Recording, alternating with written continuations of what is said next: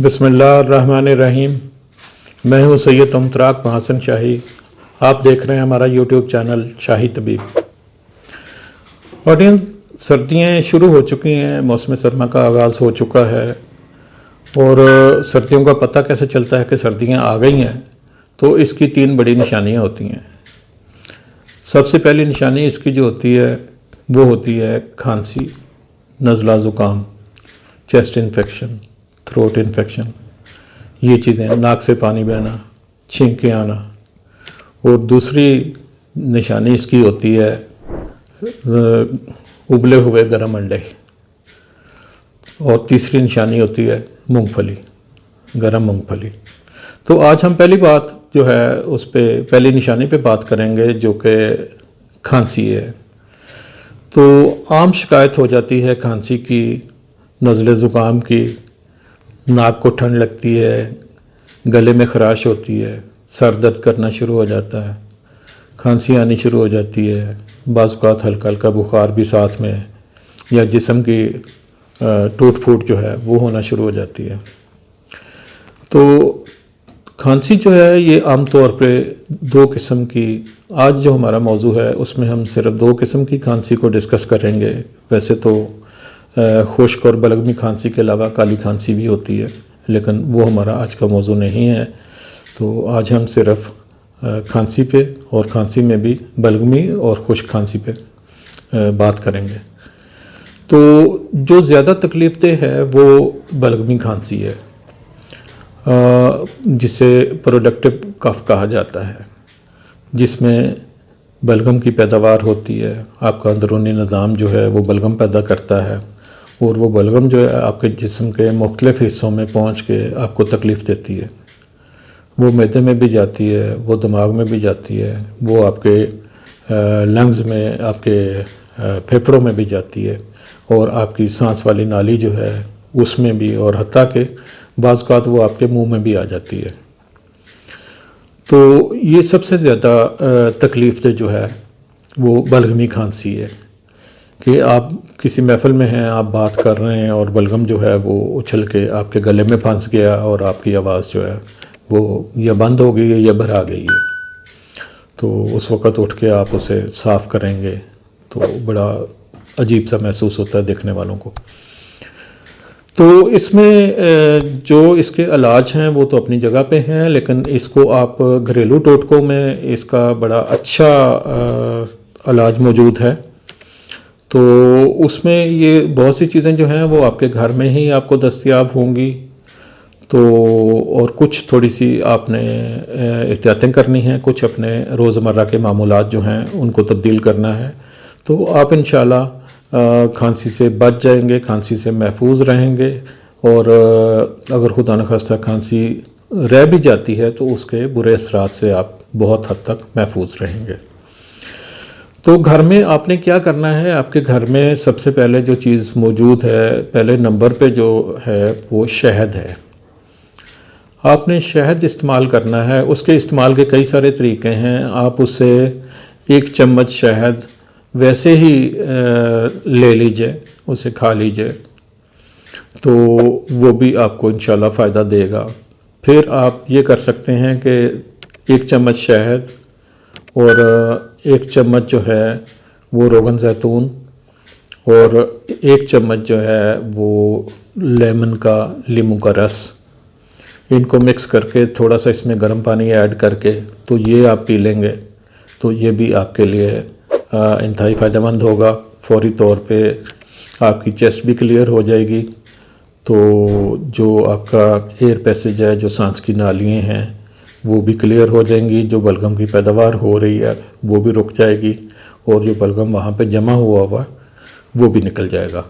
तो लेकिन इसको आपने इस्तेमाल करना है गरम गरम पानी में डाल के, और निहार मुँह। ये खाना खाने के बाद आप इस्तेमाल नहीं करेंगे। अगर खाने के बाद इस्तेमाल करना है तो फिर कम से कम आपको 2-3 घंटे का वक्फा देना होगा। तो शहद को आप एक और तरीके से भी इस्तेमाल कर सकते हैं। आपके घर में दालचीनी और लौंग मौजूद होता है। आप एक छोटा टुकड़ा जो है वो दालचीनी का ले लीजिए और 2 लौंग ले लीजिए, उन्हें ग्राइंड कर लें, बारीक, बिल्कुल बारीक कर लें, 1 चम्मच शहद में मिक्स करके तो इसको आपने चाटना है थोड़ा थोड़ा, उंगली की मदद से चाट लें या ज़ुबान की मदद से चाट लें। तो ये आहिस्ता आहिस्ता आपने चाटना है। ये आपके सांस की नालियों को, आपके फेफड़ों को, उनको क्लियर करेगा और बलगम की पैदावार को रोकेगा भी, और जो बलगम ऑलरेडी जमा हुई हुई है तो उसको भी खारिज करेगा।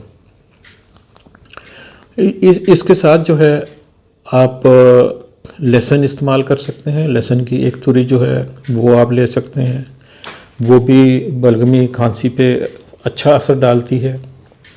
फिर मलठी होती है, मलठी जो है इसका आप जोशांदा भी पी सकते हैं। इसको थोड़ा सा कूट के इसका सफ़ूफ बना के तो वो भी आप इस्तेमाल कर सकते हैं। तो इस तरीके से आपका ये मसला जो है ये काफ़ी हद तक इंशाल्लाह हल हो जाएगा। तो बाकी जो खुश्क खांसी है, खुश्क खांसी में आप उसमें बलगम तो नहीं होती, लेकिन उसमें आमतौर पे खराश जो है गले में तो वो ज़्यादा महसूस होती है, तंग करती है, और खुश्क खांसी होने की वजह से फेफड़ों का भी ज़ोर लगता है और पसलियों का भी ज़ोर लगता है। वो चीज़ एक तकलीफ देह अमर होता है। तो खुश्क खांसी को भी आप शहद से उसका अच्छा इलाज कर सकते हैं, और उसके बाद आप अदरक जो है वो इस्तेमाल कर सकते हैं। अदरक का 1 चम्मच उसका लेके, अदरक के जूस का, या उसे ग्राइंड करके उसका जो पल्प है, जो वो बनेगा, पेस्ट बनेगी, वो 1 चम्मच ले लें, और 1 चम्मच शहद ले लें और थोड़ा सा लेमन उसमें ऐड कर लें।